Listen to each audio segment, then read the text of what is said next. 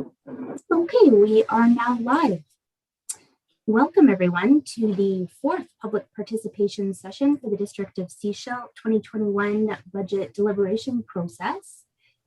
So far we've looked at a few different topics, and today we'll be having an opportunity for the public to ask questions about the topics that were presented at the previous Committee of the Whole meeting.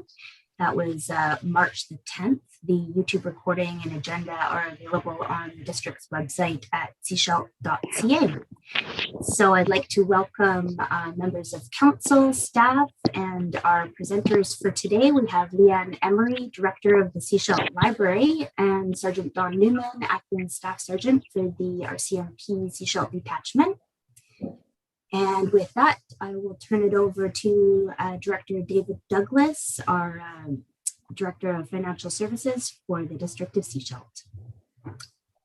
Thank you, Carrie Ann. We had three presentations, like Carrie Ann had mentioned. We'll start off with the public library. We'll go through the RCMP presentation and then the Sunshine Coast Tourism presentation. So Leanne, you want to, I'll share my screen and then we'll let you start. Okay. Thanks, Dave.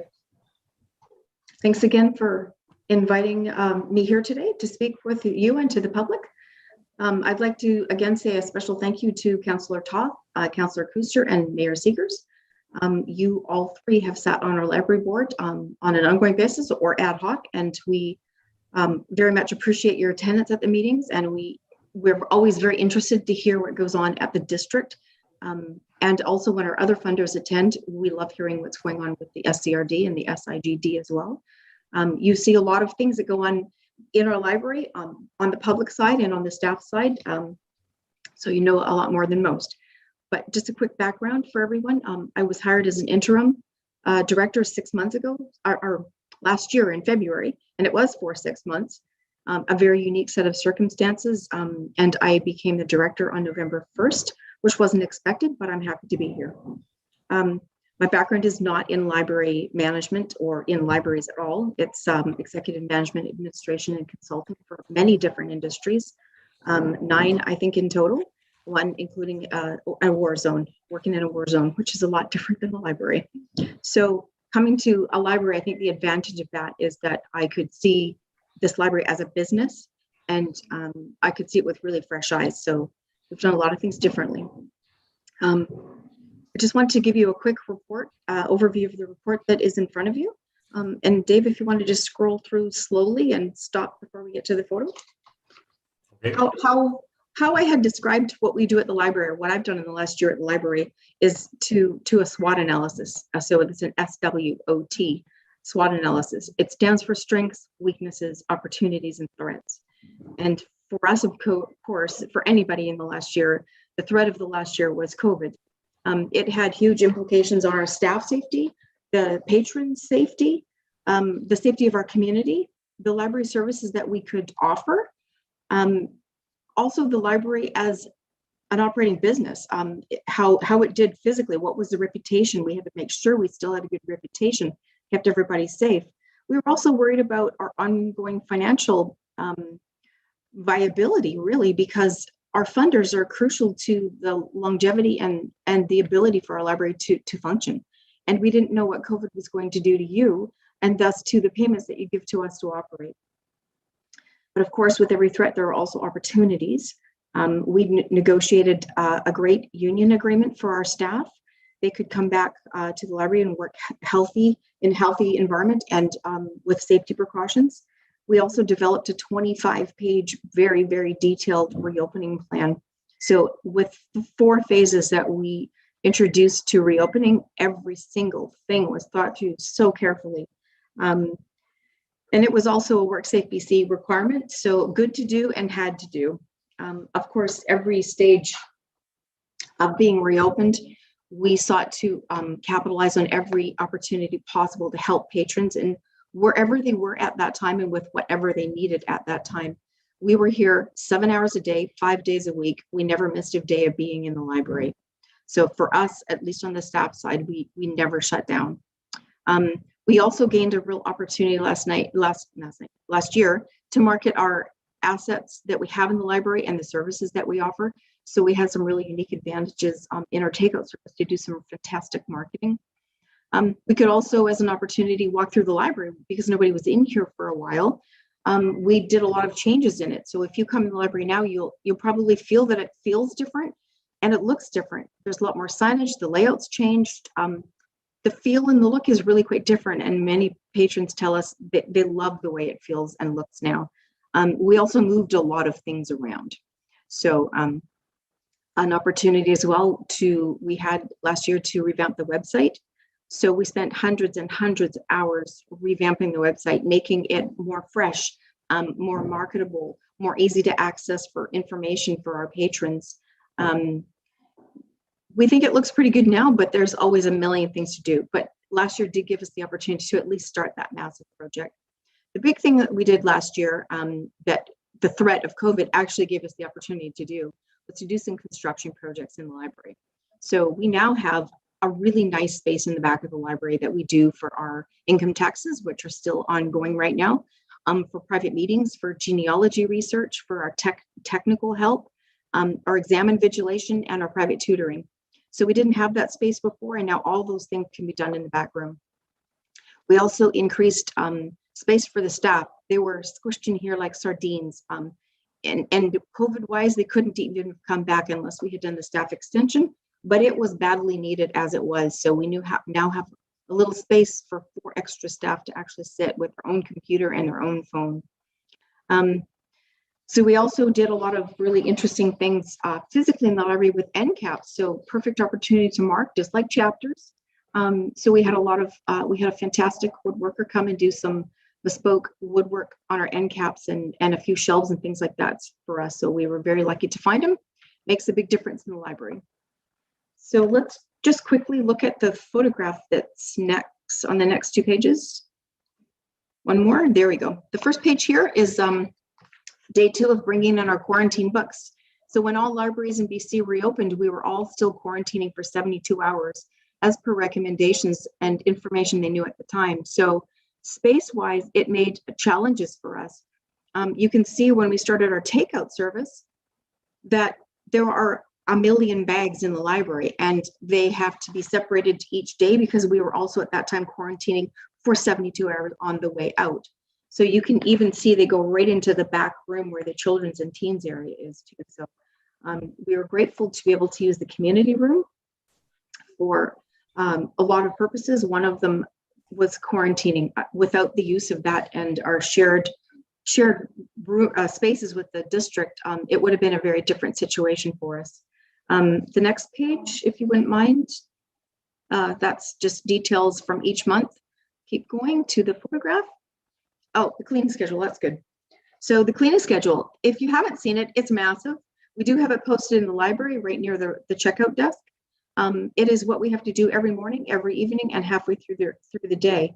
And all of that is to keep us safe, the patrons safe, and keep our equipment safe. So it's a lot of work for the staff, but we do it every day. The next 4 photos really quickly. That's the top one is the staff extension area. It used to be some of the public computers. Even though we do have the staff extension in there, we're actually able to put 1 extra public computer in the other part of the library than we had before. So that was a win-win. The second picture is the day we reopened to the public, and they're just saying hello and showing that we have to stay far apart. And you can see some little wooden end caps on the ends of the shelves there and some of the big directional signs. So to cap off the SWOT analysis, we also had to look at SWOT as strengths and weaknesses as well. So we've spent a lot of time and we continue to look at the strengths and weaknesses that we have as a staff, as an operating business, and also how we deliver on the strategic objectives that our board and us work on together. They were published in the fall, and you can actually see them on the website, but that is our objectives as well. We have to look at how can we achieve these objectives. So let's move to the COVID cost page really quickly. Oh, let me just stop on the bottom there. The top picture is the Hunter Harbor Reading Center. It's a vital link for us with some of the areas of the SCRD that are a little more up the coast. We have an interlocation where patrons can drop books off there and we deliver books there. So if you live in Egmont, you don't have to come all the way to the Sechelt Library. You can access every privilege that we have in the library for every patron in Sechelt or Roberts Creek. But you can have your everything delivered to and from the Reading Center as well. So nice little physical bonus for you to have that. So the bottom picture is Dylan, who works for the district. So we are grateful to be able to work with some of the staff at the district that are really helpful for us. And we appreciate the partnership and the good working relationship that we have. So quickly to the COVID cost page.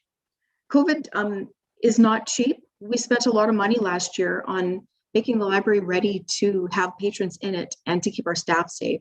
So we probably spent last year a little over $6,000. Sanitizers, masks, gloves, cleaning supplies, protective glass. It's very expensive. Even now, if you come to the library and you don't have a mask, we have one for you. So we don't deny anybody a mask, even if they want to come and take it and leave. We still give them one. So we also have staffing cost. We don't have any volunteers. We actually are starting to get volunteers back now on this Saturday. But for the whole last year, except for obviously January and February, we had no volunteers. They could not come back and they did not want to come back. So that was a lot of extra work that our staff have to do because we rely on our volunteers and we are very grateful for them.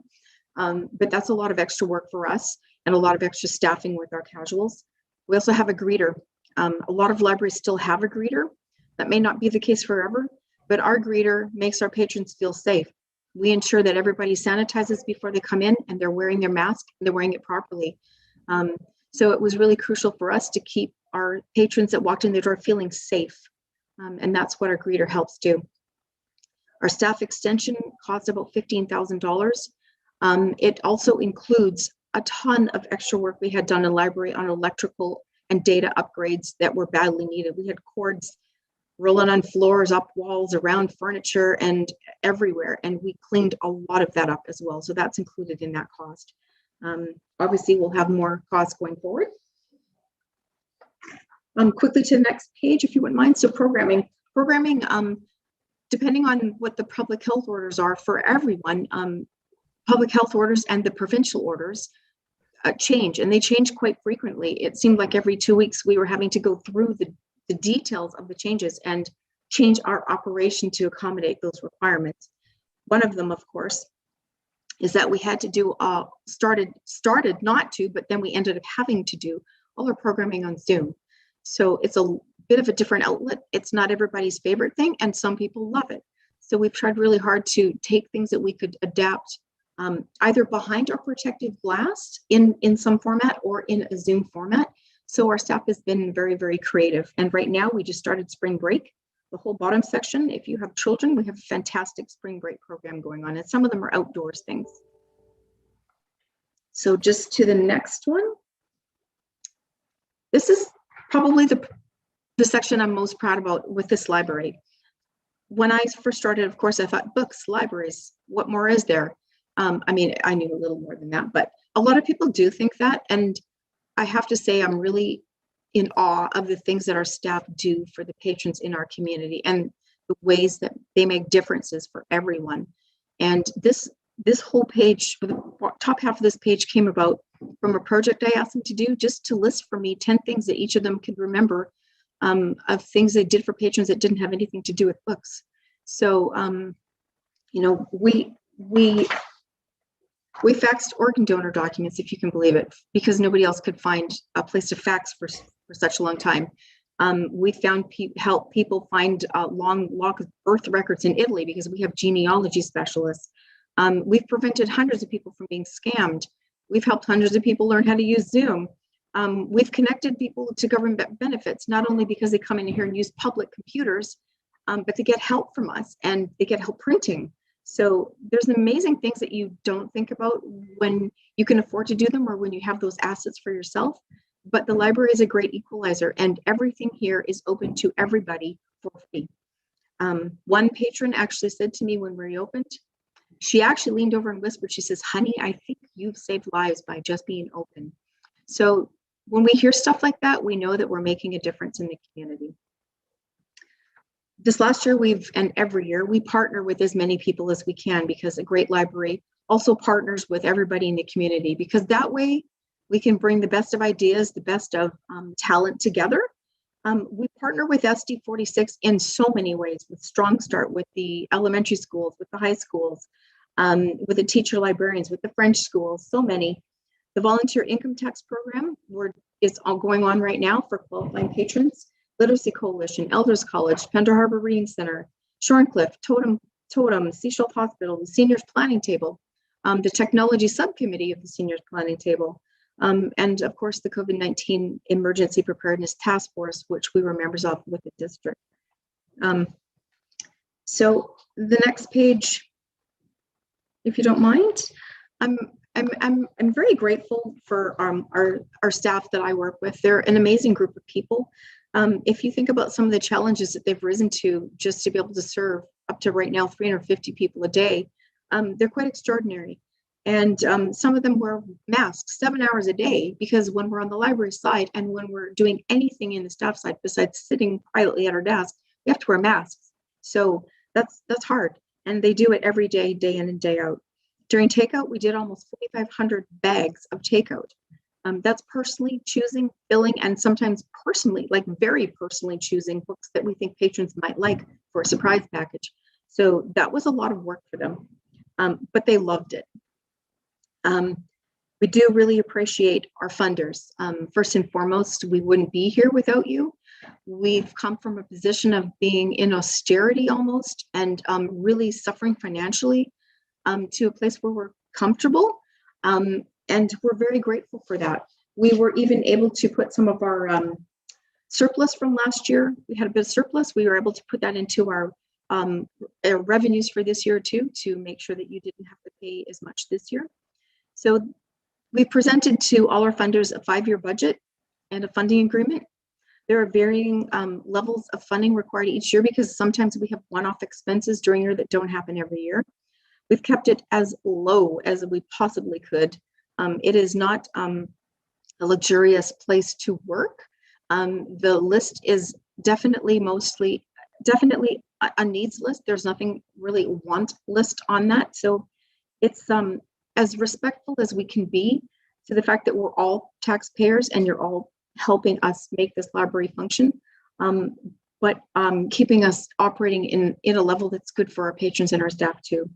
So I do appreciate all the work that the district has done, the SCRD and the SIGD has done, as well as some of our provincial funding. You've made a big difference. This is, again, a great equalizer, and I'm really amazed at what you can do with a free library card. So thank you to our funders. If I could just move down to the bottom, this is actually the 20, you may not know this, but this year in November, it will mark 25 years of our building, the District of Sechelt, and the Sechelt Library being in existence. So the top page is what the library in the District of Sechelt building looked like before anything was done. And here it is during construction, the big team that cut the ribbon. And here we are on the bottom page that was taken last summer. So that's 25 years for this building. So thank you very much. Thank you, Leanne.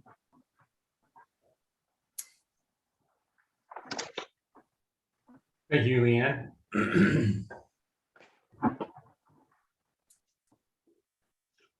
Just looking to see our participant list here. Looks like we currently don't have any members of the public online on our Zoom call right now. We haven't received any inquiries through email, excuse me, for Leanne at this time. Was there any questions or comments from members of council or any of the other participants on our call at this time?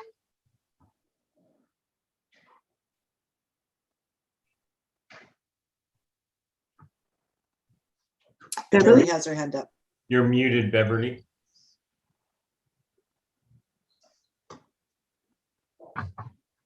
Okay.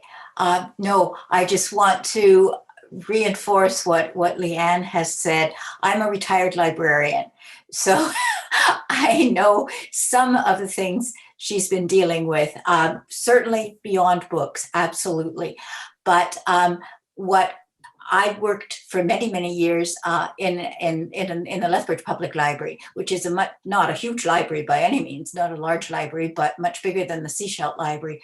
And all the time I was working in Lethbridge, I was amazed at all of the smaller libraries that were part of our Shinnecourt regional system, how these single employees managed to run a library that did everything the Lethbridge Public Library did, just on a minute scale, but they had to do everything. And now I moved to Sechelt, eventually joined the library board, and I discovered that, I knew that as soon as I came here and went into the library for the first time, but it is a very small physical space with incredible employees, but very few of them. And the chief librarian, or now library director, does everything that when I was library director in Lethbridge, I had an accounting department. I had a deputy chief librarian. I had all kinds of people to do all of the things that Leanne does, and does so incredibly well. So, sorry, that's my 2 cents worth, but I couldn't resist. Thank you. I think we recognize we have a jewel in Leanne. Well, one more thing, if I don't, when she said that it was a great surprise to everyone when she was made full-time director in November, that's a great credit to the intelligence of the current library board. I must say, we said, this is what we've always dreamed of. Somebody at the top who not only loved people and was great with people, because that's first and foremost, both the staff people and the public people, but also gets the business aspect of the library, which most librarians, well, I can only speak for myself. That's the part I didn't like the budgeting. Here I am treasurer of the library board, but that's another story.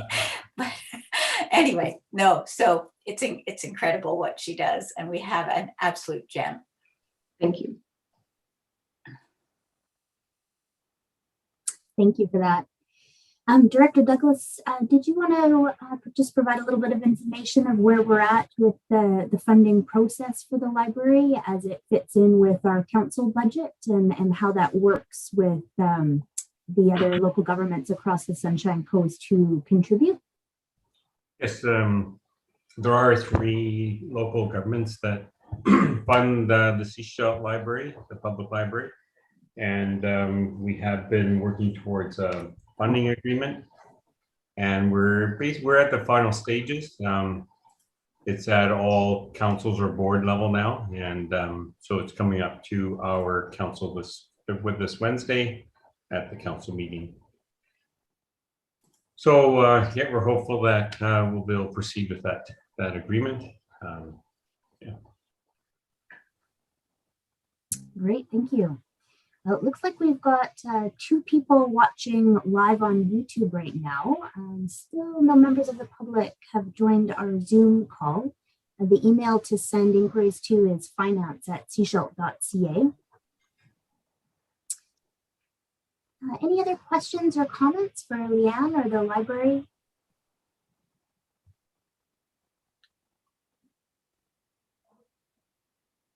Okay, seeing none. Director Douglas, I believe RCMP was going to be next on our topics for this session. Yes, is Don is here, is he? He is.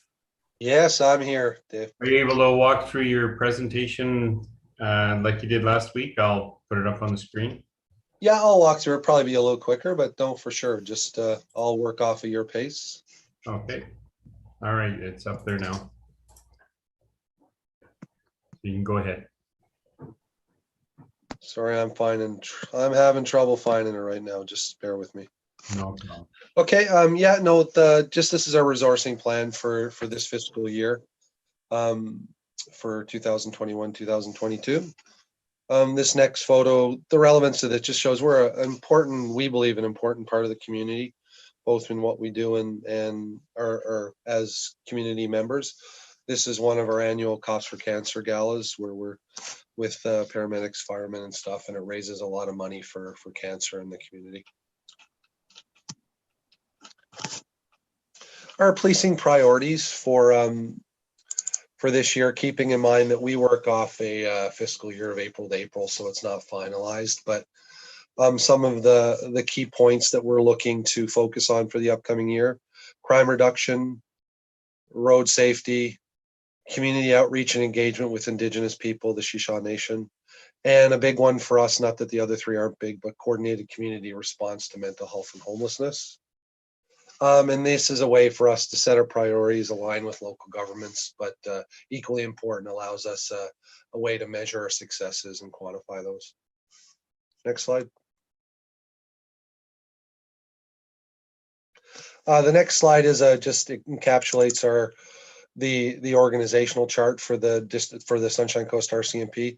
Of relevance to this presentation, you'll note that the blue are provincial positions and the green are municipally funded positions.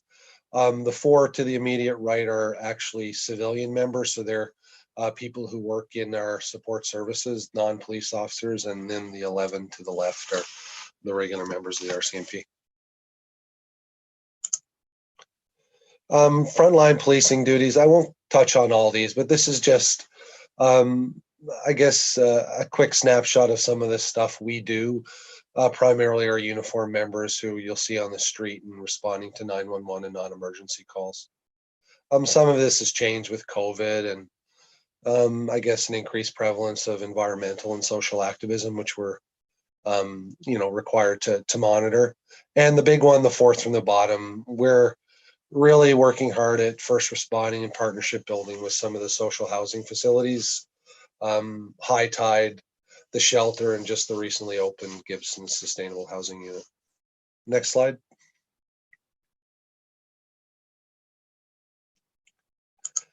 Some of the, I don't want to say the uniqueness, but some of the issues we face here, or some of the realities, is that we've seen a sustained population growth, not only in Sechelt, but across the Sunshine Coast. This has been over the last decade, if not longer. Because of the ferries for us, it's a unique policing environment to definitely any other detachment in the Lower Mainland, but even to most detachments in BC and if not across Canada, with the exception of the north. We're isolated with the ferry. Even on a good day, we could see, 3.5, 4 hours before we can get people over to assist us. So with that reality, we need to plan accordingly, both from a resource and an emergency planning, which puts an extra strain on the resources we have. And the last point is, traditionally, and I've been here a long time, you typically saw your late spring, summer is where the majority of your influx of tourists and seasonal residents would come. And it was a little easier to plan those 2 or 3 months for the increased volume of calls, which will typically see sometimes anywhere from a 40 to 60% increase in calls in those peak summer months. But now we're seeing it's almost year round that there's these seasonal residents or tourists around the coast, and that causes just a constant drain on the resources we do have. The next few slides here. This first one, these relate just to the district of Sechelt. It's not the Sunshine Coast. You'll notice left to right the last 4 years, and you'll see there's definitely been an increase in the calls. This is persons offenses. That would include assault, sex assaults, weapons offenses, and other threats. So you'll see there's definitely that tick upwards over the last number of years. Next slide. Property crime, similar thing. Won't touch on this too much, but you'll see we're seeing an increase in crime in the district of Sechelt. Traffic safety, the next slide. You'll see this as well. That's just, you'll see an increase from 17 to 2020. 19, it was a bit of a down thing. Some of that relates to proactive too. So the more we're out there, the more we get. So, And sometimes because how busy we are, we don't have the opportunity to be as proactive, which takes these numbers down. And the next one, this is just other offense. And same thing, you'll see a tick up as we get closer to 2020. Calls are definitely up since 2017-18. Now, this is the big slide, the next one. This relates to mental health related files. You'll see 2017, just under 250 calls. We're well over 315 in 2020. That's a significant increase. And those numbers don't capture the full picture. Changes in scoring and how we capture mental health has changed a lot. So we're even responding to more mental health related files than this, but just in this real black and white capture, it just shows that our numbers have gone up significantly over the last few years. The next slide, calls for service. This puts us in, we just use some comparables. Some you will ask why, but it's good. We use Surrey, we use Squamish and Richmond. Don't fixate too much on the numbers here, but look at the colors, we're red. And what stands out here is you'll see these peaks and valleys. The peaks tend to always show, they'll show the summer months, the busier, so you'll see how much our call volume rises. But you'll also see from left to right as we move into 2020 that we're creeping up in our rate per 1,000. And you'll notice a lot of times we're the busiest of those four places. So the rate per 1,000 is higher than Surrey and Richmond and Sea to Sky. And as you'll see in December 2020, once again, even in a non-traditional busy month, we were ramping up to be the busiest. The next. Policing is getting more complicated. There's no question 20 years ago, we spent, I don't want to put it a percentage, but I say half the time in the office that we're required to do now. Some of that's because of court decisions and really quickly I'll touch on them. The requirement to bring people to trial quicker now, 18 months or 3 years, depending on the severity. It increases demands for disclosure and you need to front end load your files so you get it to Crown quicker, which is not a bad thing, but it does put strains on existing resources. And cell phones and social networking. It makes the anonymity of crime now more prevalent and it's harder. We need search warrants and production orders to get what we could just ask for before. And just as an example, and this isn't exact, but you could be spending anywhere from 8 to 20 hours on a single search warrant request or production order request. And that's time that front line officers are not on the road being visible, answering 911 calls, stuff like that. So it's a huge draw on resources. The next one, it's more of a local complexity of policing. The next slide, please. I touched on it briefly in one of the previous slides. This isn't specific to Sechelt, but we do, Sechelt has a big area, but the Sunshine Coast, it's a large area. We have, thousands of kilometers of shoreline. We have almost 100 kilometers of highway. We have multiple populated islands we police. The significance of that is if we have a call to these outlying areas, whether it's Pender, Egmont, Gambier, Thormanby, that will take sometimes, and we have 4 to 5 members typically working a shift. We could have 2 to 3 members, isolated, taken away to deal with those calls in far-reaching areas, which take that resourcing away from our population centers like Gibson, Sechelt, Roberts Creek, etc. It also, our isolation with the ferries challenges us, like I said, from a resourcing. We can't just put a call out and have a Surrey member assist us in White Rock, or a Maple Ridge member assist mission or something like that. Just driving. We take ferries or helicopters or boats, and it's challenging. So we need to be able to manage the calls we have in house, and once again that does necessitate more planning and resource management. The opiate crisis, that's across North America, definitely across the Lower Mainland, and we're not immune to that here. We're working with community partners, mental health and addiction, the CAT team, whatnot, to try and further that, reduce stigmas. It's what we talk about. But it's about proactive versus reactive, and there's resources we're directing at that. And mental health, it's going to be obviously a topic in this discussion. It is a big draw on our local resources, whether it's first response, whether it's assisting community mental health and addictions and, going out and apprehending someone, or, accompanying them when they visit a client, or calls to the Sechelt Hospital, whether it's, assisting with the administration of a person in crisis or administering medication. It's a lot of work for us. And the last point in this, there's also further, speaking of our resourcing demands, check well-beings. There's been a recent change in policy, and if someone calls in and you're worried about your neighbor and you want the police to check on them, now if there's any suggestion of a mental illness component to this, we're required to send 2 members. So, doesn't seem like a lot, but when you're working with 4 members and you have this call, regardless of where it is, it's 50% of our resourcing is now diverted to that. And mental health calls can sometimes take hours if you include a wait at the hospital. So the next slide. Pretty self-explanatory. This doesn't surprise anyone. We've seen a gradual increase in the population on the Sunshine Coast, taking us, definitely above 30,000 people. On the next slide. Sorry. These are some statistics from 2018 in the Police Resources in British Columbia publication. This speaks to, sorry about that, population to officer ratio. So essentially how many police officers for every,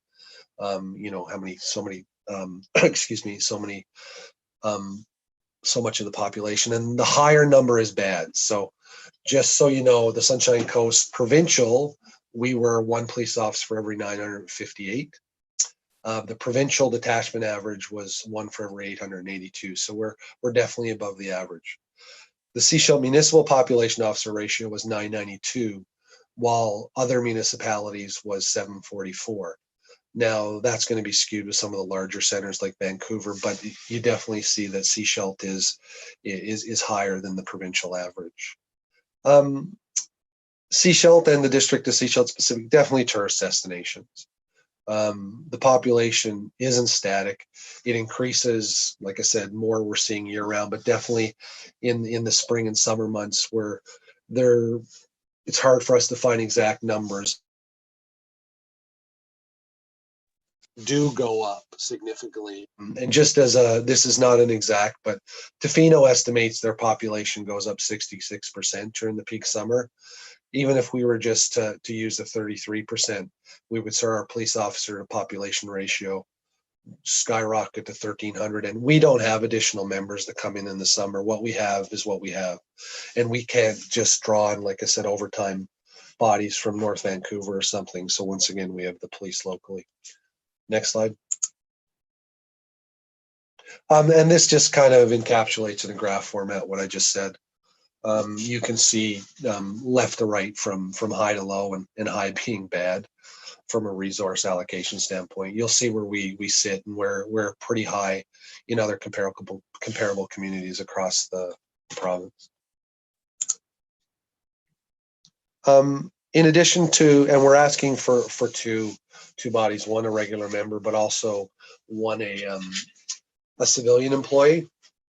And it's important for people to realize the uniform members may be the face of the Sunshine Coast RCMP, but there's a lot of behind the scenes work, and our municipal employees are a key part of the detachment and how we run.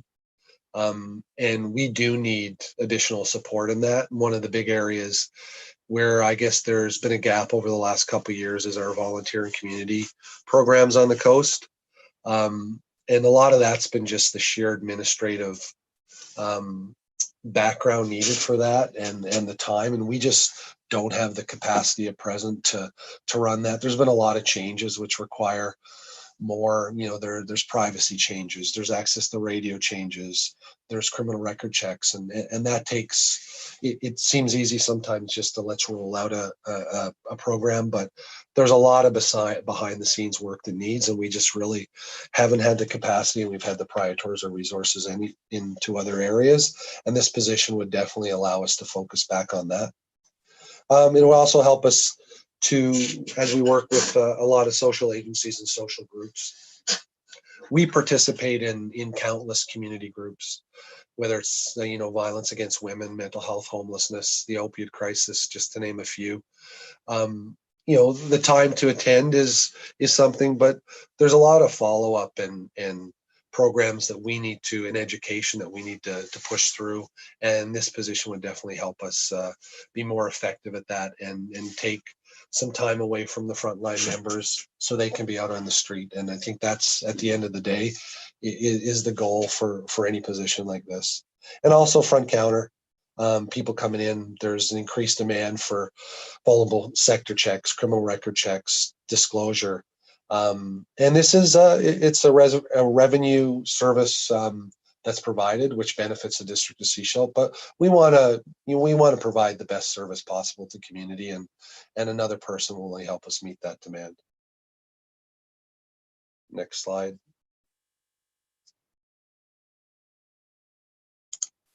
This just we've kind of encapsulated that, or I have. This year we're asking for the one regular member and one community outreach investigator. In this case, it's a general investigation section member, so that would be a plainclothes. They would be able to take the load off the front line member and put them back on the road quicker, assist with their mental health initiatives, our opiate crisis, and our volunteer programs. And then the next 2 years, just forecasting forward, we're anticipating a need for additional members in those 2 years. Next slide. It's a busy slide, I apologize, but you are dealing with the federal government to a certain extent here, so there's nothing usually straightforward about that. But you'll see we're at the red circle. That's kind of where we are now. And should this be approved by mayor and council, there are further steps, include the provincial solicitor general, the minister of public safety, whatnot, before a member gets here. But this is the first, and not the first, but it's definitely the most important phase of this process. And then in summary,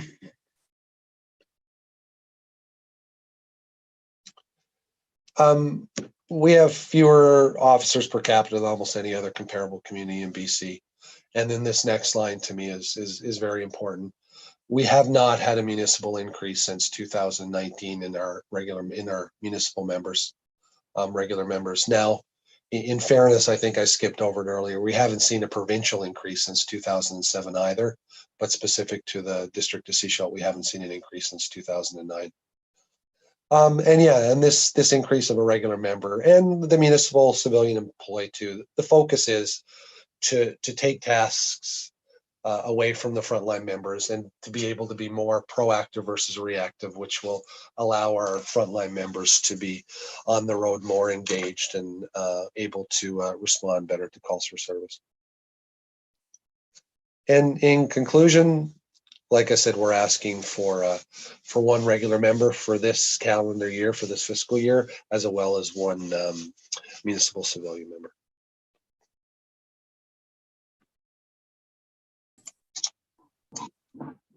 Thank you, Sergeant Newman. Any questions from the floor? Oh, one from our Sears. Hello, you're Sergeant Don Newman, correct? Oh, that'll work, yes. Okay. All right, so you had one slide up there where you said you went up to, if we included the summer or seasonal tourists, staff, people coming here, you talked about 1,314 per member. Was that provincial, municipal, or was that the combination? That was just the district of Sechelt. We just took, it was hard for us to find those, and I don't know if we struggled with finding what the population, say, in July would be in the district of Sechelt, comparative speaking to, say, March. But we just used 33%, which we believe was probably somewhere in the ballpark, and it was just an example of how our ratio goes up because we don't have additional resources coming in the summer. Mm-hmm. So that would have gone up from what, 992 or something like that? Yeah. Yes, Yeah. exactly. Okay. All right. Thank you.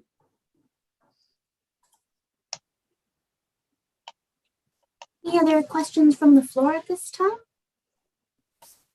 Don't have anybody new has popped onto our Zoom call. We still have 2 watching live on YouTube. Of course, the recording will be available for people to watch at a later time as well. No new questions in the email. Director Douglas, did you have any comments or anything to add to the presentation? Yeah, just this so far year to date, we have included the new member in our budget. That would be the RCMP member. The civilian member we have not included yet, and then we up for discussion at the next one of the next 2 council committee of the whole meetings regarding budget. And the request for the new RCMP member is currently with the province? That's correct. Council made a motion in the middle of last year to send the request through to the province, and currently it's being evaluated. We still haven't heard either way at this point. But once, if it's approved and things start to move forward, they have about 6 months before they will supply a member to the local detachment. So.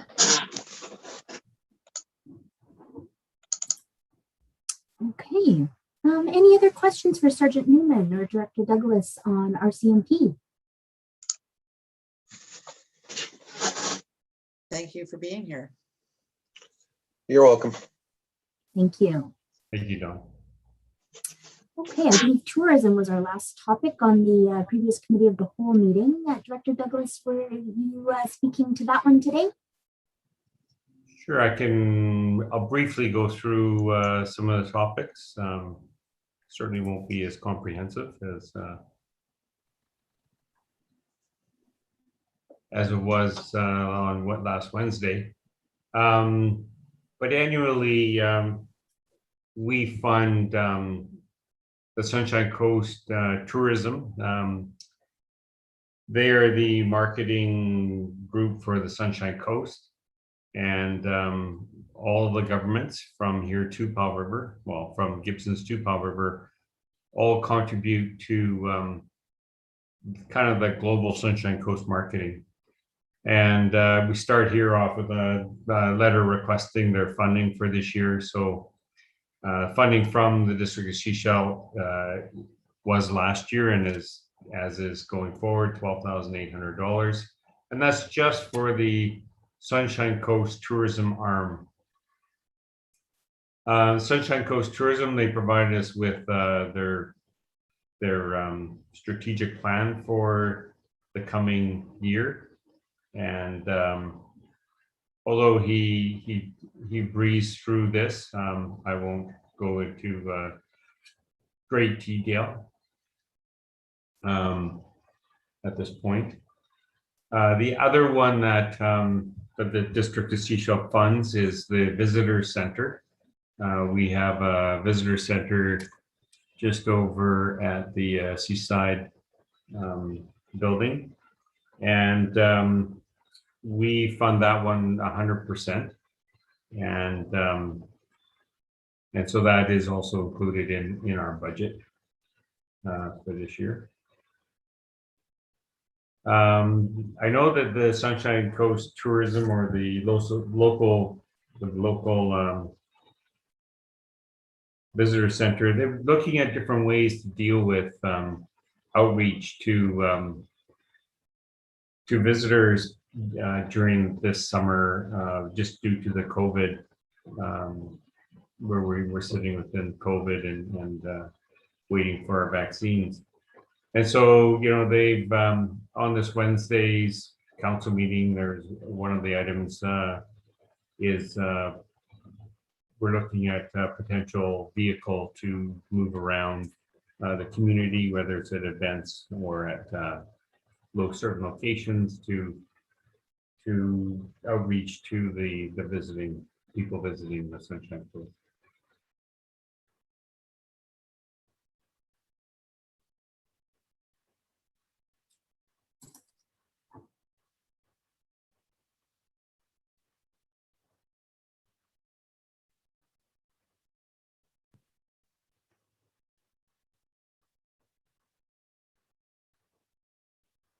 I think other than that, I don't have too much more to bring up about the tourism. I have a The full few things I presentation. can mention Okay. that they talked about. Alright. So MRDT, it's Municipal and Regional District Tax.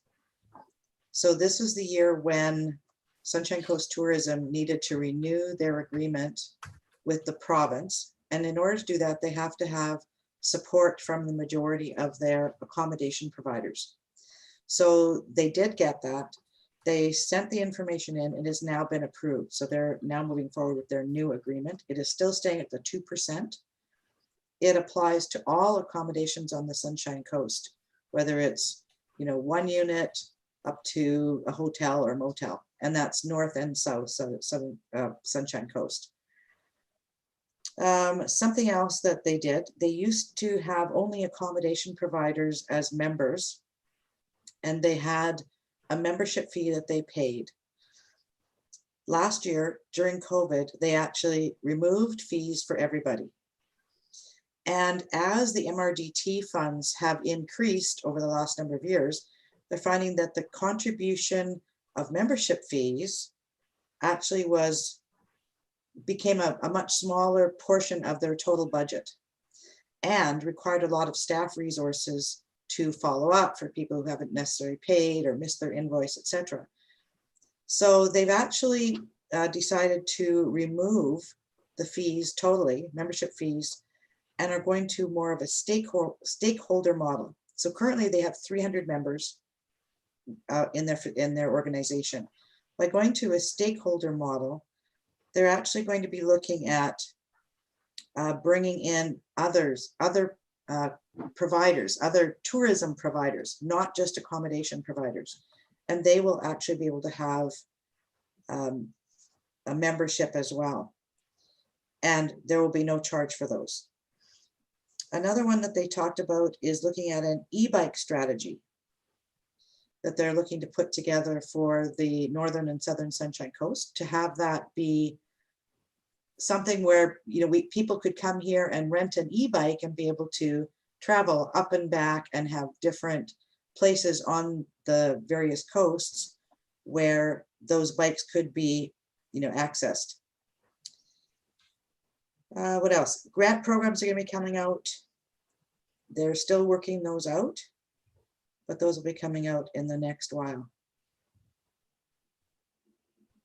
I think that's all I had at this point.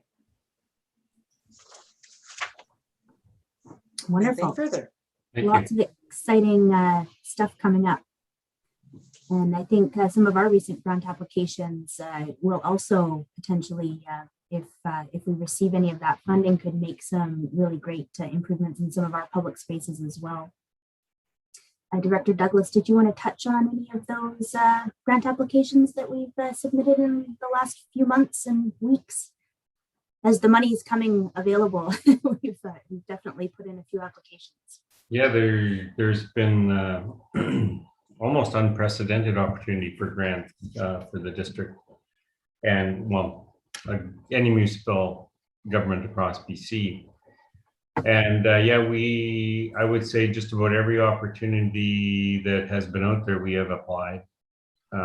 Several of the grants are tourism related. And so we have, been able to incorporate several of these projects. Just to name a few, a Sani Station, we've applied for a grant for improving the walk, Trail Bay Walk at the front, improvements to Hackett Park. Just to name a few of the projects that we have applied for. They do expect to have a fairly quick turnaround for answering for these. We have, so we just, at this point, we are waiting to hear on a number of them. And we do hope to hear fairly quickly, so. Fantastic. No new participants have joined our call as of yet. We have 3 watching live on YouTube now. Hopefully we'll continue to receive inquiries through our phone lines at 604-885-1986 and our finance@sechelt.ca email. This recording will be available for people to watch later on our YouTube channel at any time. And our website has all the information at sechelt.ca/budget. With that, we're coming close to the end of our call today. Were there any other questions or comments from any of our participants on the line currently? Maybe we could have Director Douglas just talk about what's going to come up at the next meeting. Sure. So the next meeting, which is next Wednesday at 3 o'clock, we will be going over the capital projects that that we are presenting to council.